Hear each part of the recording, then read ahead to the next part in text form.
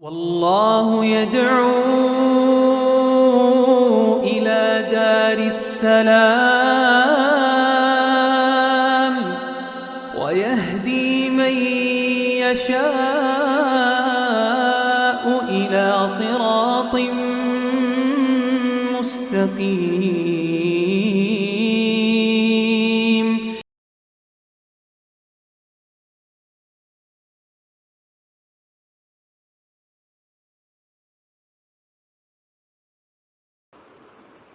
الحمد لله وكفى وسلام على عباده الذين اصطفى أما بعد. قال الله تبارك وتعالى في القرآن المجيد: أعوذ بالله من الشيطان الرجيم. هو الذي بعث في الأميين رسولا منهم يتلو عليهم آياته ويزكيهم ويعلمهم الكتاب والحكمة وإن كانوا من قبل لفي ضلال مبين.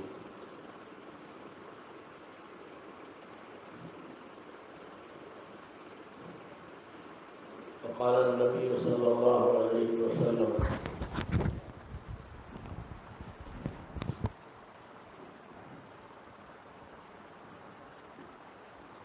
العلم بلا عمل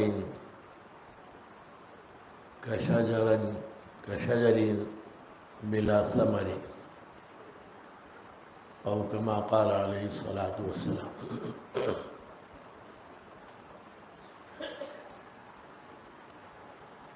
حضرت صدر محترم اور اسٹیج پر تشریف فرما حضرات اساتذہ کرام اور سامنے تشریف فرما حضرات علماء کرام، آج مجھے بڑی خوشی ہے کہ اس آج تذکیری مجلس میں مجھے حاضر ہو کر آپ کے سامنے کچھ اپنی ٹوٹی پھوٹی باتیں عرض کروں. مجھے عنوان دیا گیا تعلیم، مقصد تعلیم خدمت دین. آپ سب علماء کرام ہیں، ہر ایک اپنی اپنی جگہ بہت ہی عظیم خدمات دینیہ انجام دے رہے ہیں. تو ایسی صورت میں مقصد تعلیم خدمت دین کو بیان کرنا یہ میرے لیے بظاہر مناسب نہیں ہے، اس لیے کہ آپ میں سے ہر ایک خدمت دین میں لگے ہوئے ہیں اور بہت ہی عظیم خدمت دینیہ میں لگے ہوئے ہیں. لیکن بہرحال یہ مجلس تذکیر کے طور پر منعقد ہوئی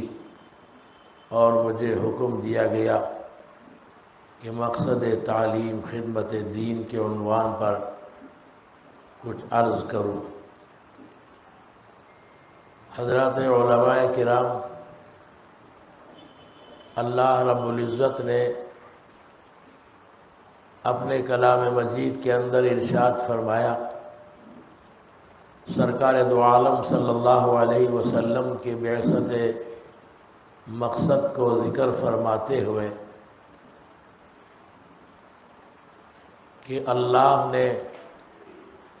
ایک نبی امی کو بھیجا انسانوں ہی میں سے جو اللہ کی آیتوں کو اللہ کے بندوں کے سامنے تلاوت کرتا ہے اور اس کے ساتھ ساتھ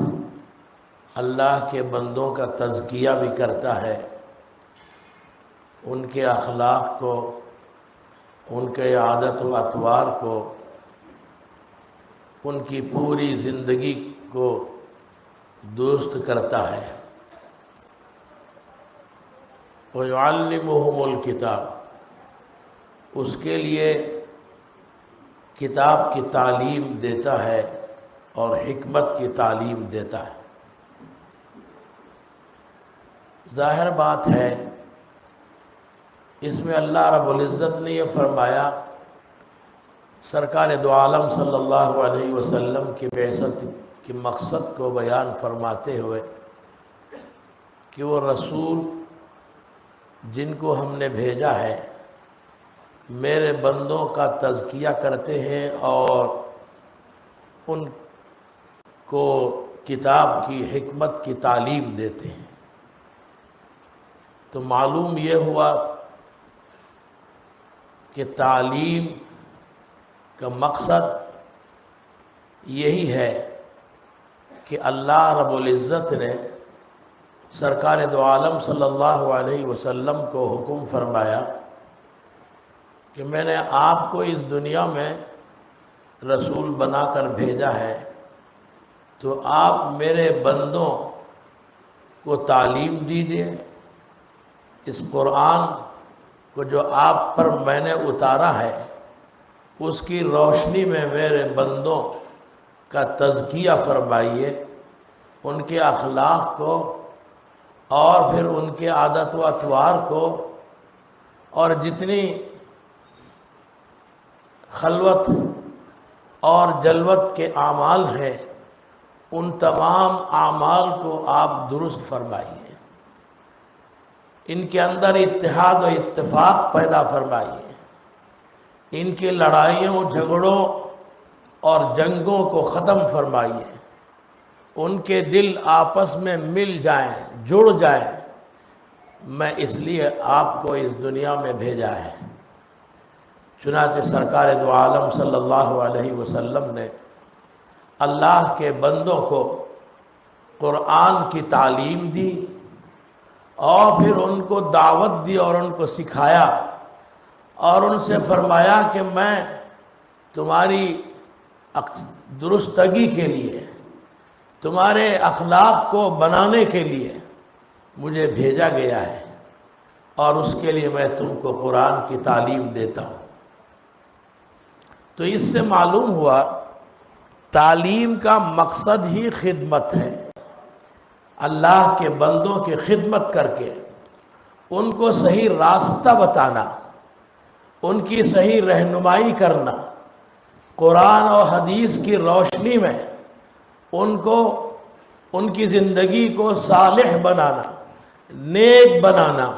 یہی مقصد ہے۔ اگر کوئی آدمی علم دین حاصل کرتا ہے،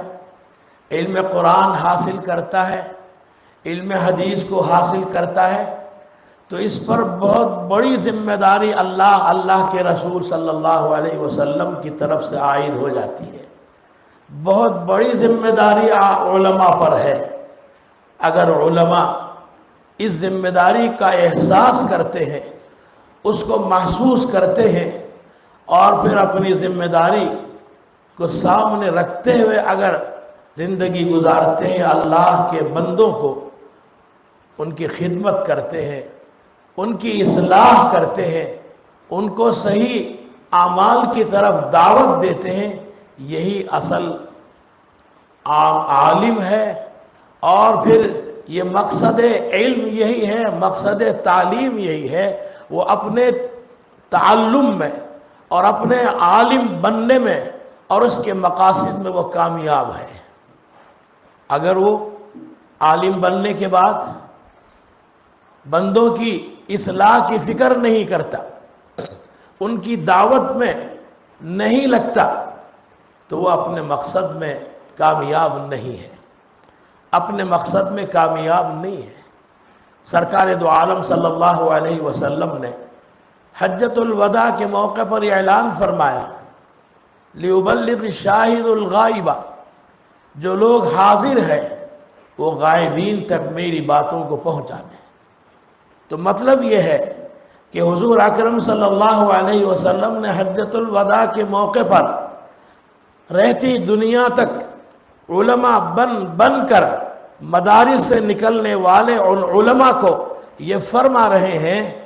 کہ سرکار دو عالم صلی اللہ علیہ وسلم کے پیغام کو اور آپ کے علم کو رہتی دنیا تک کے اللہ کے بندوں تک پہنچاتے رہیں، اپنے اپنے زمانے میں اپنے اپنے طور پر بندوں کی خدمت کر اپنے علم کی روشنی میں۔ اگر علم کا احساس ہوتا ہے، خود علم کے راستے میں وہ برابر وہ لگا ہوا ہے، تو ظاہر بات ہے کہ اللہ رب العزت نے ایسے علماء کے حق میں بڑی خوشخبری بیان فرمائی، انما یخشی اللہ من عبادہ العلماء، اللہ کے بندوں میں اللہ سے ڈرنے والے علماء ہی ہوتے ہیں۔ علماء کی بہت بڑی، علماء کو خوشخبری دی، ان کی فضیلت بیان فرمائی۔ علم کی خصوصیت ہے کہ وہ اپنے صاحب کو، اپنے حامل کو وہ منکسر بنا دیتا ہے، اس کے اندر جھکاؤ پیدا کر دیتا ہے، اس کے اندر عاجزی پیدا کر دیتا ہے۔ وہ اللہ کے سامنے اس طریقے سے وہ بہت ہی زیادہ اللہ کی خشیت اور اللہ کا خوف اپنے اندر پیدا کرتا ہے، اور جس مقصد کے لیے اللہ نے بھیجا اس مقصد میں وہ ضرور لگتا ہے۔ لوگوں، سرکار دو عالم صلی اللہ علیہ وسلم نے ایک حدیث میں ارشاد فرمایا، آپ حضرات نے بارہا اس کو پڑھا، بارہا اس کو اپنے اپنے بیانوں میں، تقریروں میں بیان فرمایا ہے۔ یہ کوئی نئی باتیں نہیں ہیں جو میں آپ کے سامنے عرض کر رہا ہوں، وہی باتیں ہیں جو آپ حضرات لوگوں کے سامنے بیان کرتے ہیں، اور برابر اس پر آپ خود بھی استقامت کے ساتھ جمے ہوئے ہیں، وہی باتیں ہیں۔ سرکار دو عالم صلی اللہ علیہ وسلم نے ارشاد فرمایا، لا حسد الا اثنتین، حسد نہیں کر سکتا کوئی آدمی مگر دو چیزوں میں حسد کر سکتا ہے۔ حسد سے مراد یہاں اغتباط ہے۔ امام بخاری رحمہ اللہ نے باب الاغتباط کو قائم فرمایا، اور پھر اس کے تحت میں یہ حسد والی روایت کو بیان فرمایا۔ معلوم ہوا امام بخاری رحمہ اللہ حسد کے لفظ سے اغتباط مراد لے رہے ہیں، یعنی آدمی کسی کو دیکھ کر یہ سوچے کہ میں بھی اس طرح بن جاؤں اور مجھے بھی وہ نعمت حاصل ہو جائے، رشک کی کیفیت پیدا ہو جائے، غبطہ کی کیفیت پیدا ہو جائے۔ یہ حضور اکرم صلی اللہ علیہ وسلم فرماتے ہیں کہ اگر غبطہ کرنا ہے، رشک کرنا ہے، تو پھر ایسی صورت میں صرف دو آدمیوں کے بارے میں تم غبطہ کر سکتے ہو۔ غبطہ یعنی میں بھی اس طرح بن جاؤں، مجھے بھی وہ چیز حاصل ہو جائے۔ حسد میں بھی اس کا اگر اس طرح معنی لیا جاتا ہے تو پھر وہ حسد تو جائز ہے، لیکن اگر حسد میں یہ معنی لیا جائے کہ جس کے پاس وہ نعمت حاصل موجود ہے، وہ نعمت اس سے چھن جائے، چاہے مجھے ملے یا نہ ملے، وہ حسد ہے، وہ جائز نہیں، وہ حرام ہے۔ اسی کو سرکار دو عالم صلی اللہ علیہ وسلم نے حسد کو اگر اپنے معنی میں لیا جائے تو آپ نے اس سے منع فرمایا، لیکن اگر امام بخاری نے جیسا یہاں باب قائم فرمایا اور اغتباط مراد لیا ہے، اگر یہ مراد لیتے ہیں تو پھر ایسی صورت میں وہ غبطہ ہے۔ دو آدمیوں کے بارے میں غبطہ کر سکتا ہے آدمی۔ رجل آتاہ اللہ مالا فسلطہ علی حلقتہ فی الحق، ایک وہ شخص ہے جس کو اللہ رب العزت نے مال عطا فرمایا، اور ساتھ ساتھ اللہ نے یہ بھی توفیق دی کہ وہ حق راستوں میں، حق چیزوں میں اس مال کو خرچ کرتا ہے، خوب خرچ کرتا ہے، لوگوں کو خوب دیتا ہے، لیکن اخلاص کے ساتھ دیتا ہے، تو ایسا آدمی اس قابل ہے کہ اس پر غبطہ کیا جائے، رشک کیا جائے۔ رجل آتاہ اللہ مالا فسلطہ علی حلقۃ فی الحق، صحیح راستوں میں وہ خرچ کرتا ہے اور وہ موقع کے لحاظ سے جو جس کا تقاضا ہے جائز راستے اس میں خرچ کرتا ہے، ایسا مالدار، ایسی حیثیت رکھنے والا اور ایسی طاقت اور دولت رکھنے والا اس قابل ہے کہ اس سے غبطہ کیا جائے۔ اور دوسری بات جو سرکار دو عالم صلی اللہ علیہ وسلم نے فرمایا، رجل آتا اللہ علما یقضی بہا، ایک شخص وہ ہے کہ جس کو اللہ رب العزت نے علم عطا فرماتا ہے، وہ اس علم کو اس طرح استعمال کرتا ہے کہ اس علم کے مطابق لوگوں کے ساتھ معاملہ کرتا ہے، ان کے درمیان میں جو کچھ بھی جھگڑے فسادات اور نزاعات قائم ہوتے ہیں اس اپنے علم کے ذریعے ان کے درمیان میں صحیح فیصلے کرتا ہے، صحیح فیصلے کرتا ہے اور صحیح طریقے لوگوں کے سامنے بیان کرتا ہے۔ تو ایسا عالم اس قابل ہے کہ اس سے غبطہ کیا جائے۔ اب ظاہر بات ہے کہ سرکار دو عالم صلی اللہ علیہ وسلم نے فرمایا کہ اللہ نے مال دیا، اللہ نے علم دیا، اس کو اپنے پاس فقط نہیں رکھتا بلکہ دوسروں کو دیتا ہے، دوسروں کی خدمت کرتا ہے، دوسروں کی حاجت روائی کرتا ہے، ان دوسروں کی ضرورتوں کو پورا کرتا ہے، دوسروں کی خدمت کرتا ہے۔ علم دیا اللہ نے، تعلیم اس نے پائی، علم حاصل کیا، لیکن دوسروں میں برابر اس کو خرچ کرتا ہے اور دوسروں کی خدمت کرتا ہے اپنے علم کے ذریعے۔ تو ایسا عالم اس قابل ہے کہ اس پر غبطہ کیا جائے، اس پر رشک کیا جائے، اور حسد کو اس معنی میں لیا جاتا ہے تو اس قابل ہے کہ اس پر حسد کیا جائے۔ تو علم پر ہم کو عمل کرنا چاہیے، علم اللہ نے جو ہم کو عطا فرمایا ہے اس کے تقاضوں پر ہم عمل کرنا چاہیے۔ صرف وہ علم اپنی حد تک رکھ لیں یہ نہیں ہے، یہ علم اس کا تقاضا نہیں کرتا کہ عالم اس پورے علم کو اپنے حد تک رکھ لے اور دوسروں کو ذرا برابر پہنچائے نہیں، اس علم کی روشنی میں دوسروں کی تصحیح نہیں کرتا، دوسروں کی صحیح اصلاح نہیں کرتا، دوسروں کی صحیح تربیت نہیں کرتا، اس علم کے نتیجے میں دوسروں کی تذکیر نہیں کرتا جس کے لیے آج جلسہ قائم۔ اگر نہیں کرتا ہے تو پھر ایسی صورت میں وہ ایسا عالم ہے، فرمایا گیا کہ ایسا علم جس پر عمل نہ کیا جائے اس درخت کے مانند ہے جس میں کوئی ثمر اور کوئی پھل نہیں نکلتا۔ کسی درخت میں اگر پھل نہیں نکلتا ہے تو پھر ایسی صورت میں وہ درخت تو صرف جلانے کے قابل ہے۔ وقتی طور پر وہ اپنی ذات سے اگر وہ سایہ دار درخت ہے تو سایہ حاصل کرتے ہیں لوگ، لیکن جہاں وہ لوگ جو اس کے پاس آتے ہیں اس کے سائے میں بیٹھتے ہیں اس سے وہ لوگوں کو فائدہ، لیکن اس کا فائدہ متعدی نہیں ہوتا، پوری دنیا میں پھیلتا نہیں، اپنے آس پاس کے لوگوں کو اس کا فائدہ کچھ نہیں پہنچتا، کوئی پھل اس سے نہیں نکلتا، بے فائدہ درخت ہے اور آخر میں اس کو کاٹا جائے گا، اس کو جلا دیا جائے گا۔ اگر عالم ہے لیکن اس پر عمل نہیں کرتا تو اسی درخت کے بارے میں خود عمل بھی کرنا چاہیے۔ جب عمل کرے گا تو دوسروں کی بھی رہبری کرے گا، دوسروں کی بھی اصلاح کرے گا۔ اور فرمایا گیا کہ العلم بلا عمل وبال والعمل بلا علم ضلال۔ فرمایا بغیر عمل کے علم یہ وبال ہے اور بغیر علم کے عمل یہ ضلال ہے، گمراہی ہے۔ اگر آدمی کے اندر علم نہیں ہے تو پھر وہ کیسے عمل کرے گا؟ جائز ہے یا ناجائز ہے کیسے معلوم ہوگا اس کو؟ جواز کا اس کا علم نہیں ہوتا اور حرام کا اس کو علم نہیں ہوتا تو پھر ظاہر بات ہے کہ وہ گمراہ ہو جاتا ہے۔ زمانے آخر میں ایسے ہی ہوگا نا، زمانے آخر میں ایسے ہوگا نا کہ قیامت کے قریب میں اللہ رب العزت علم اٹھا لیں گے، علماء باقی نہیں رہیں گے۔ جب علماء باقی نہیں رہیں گے تو پھر پوری دنیا کے اندر جہالت ہی جہالت، اتخذوا الناس اتخذ الناس رؤوسا جہالا، لوگ جاہلوں کا اپنا سردار بنا لیں گے۔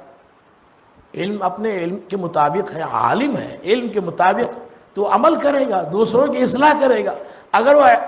علم کے بغیر اگر عمل کرتا ہے تو ظاہر بات ہے کہ وہ صحیح راستے پر وہ چل نہیں سکتا، صحیح راستے پر وہ خود چل نہیں سکتا اور دوسروں کی رہبری کیسے کرے گا؟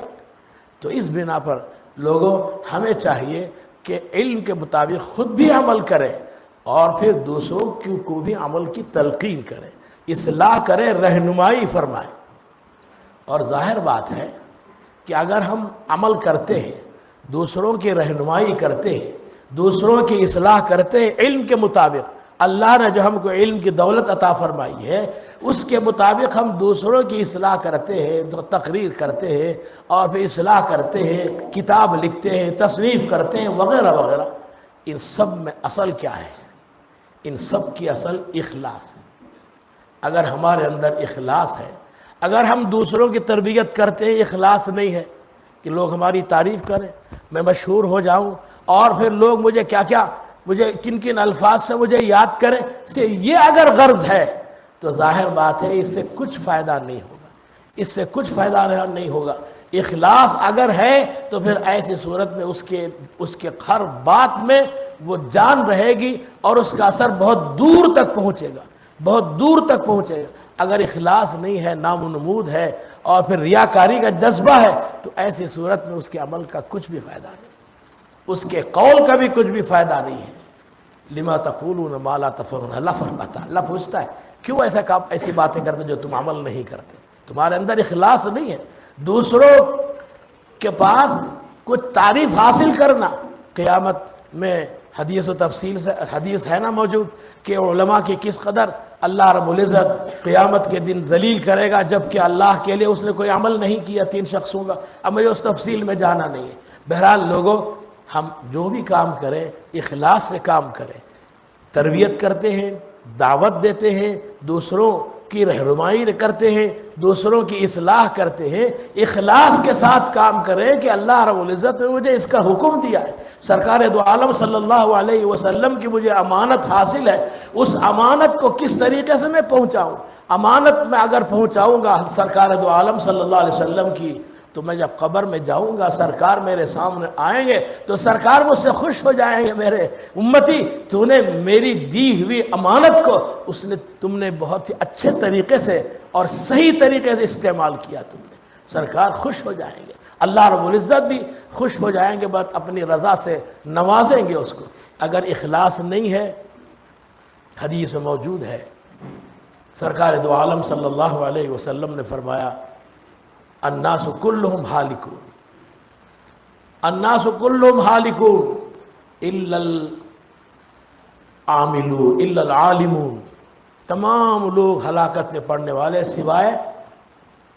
عالم لوگوں کے، والعالمون کلہم الا العاملون، تمام عمل کرنے والے سب کے سب ہلاک ہو جائیں گے، الا العالمون، سوائے علماء کے، علم والے ہلاک نہیں ہوں گے۔ تمام لوگ تمام لوگ ہلاک ہو جائیں گے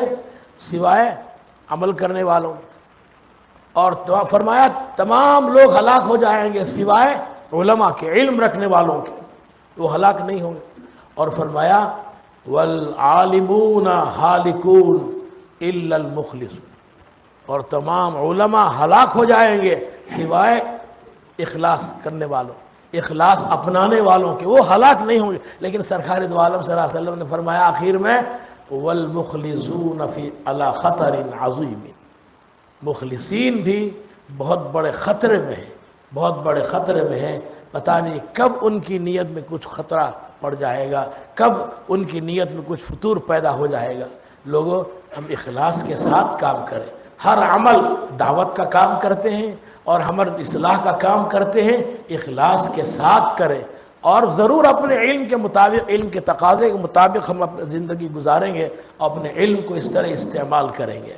اللہ رب العزت ہم سب کو نیک توفیق عطا فرمائے، ہم کو سچا پکا عالم بنائے اور سچا پکا اور مخلص عالم بنائے۔ اللہ رب العزت ہمارے لیے جو کچھ بھی بشارتیں بیان فرمائی ہیں سرکار دو عالم صلی اللہ علیہ وسلم نے اپنی حدیثوں میں ارشاد فرمائے علماء کے حق میں، اللہ رب العزت وہ تمام بشارتوں سے ہمیں نوازے اور کسی بھی قسم کی ہم کو پریشانی نہ ہو، نہ دنیا میں نہ آخرت میں۔ وآخر دعوانا الحمدللہ رب العالمین۔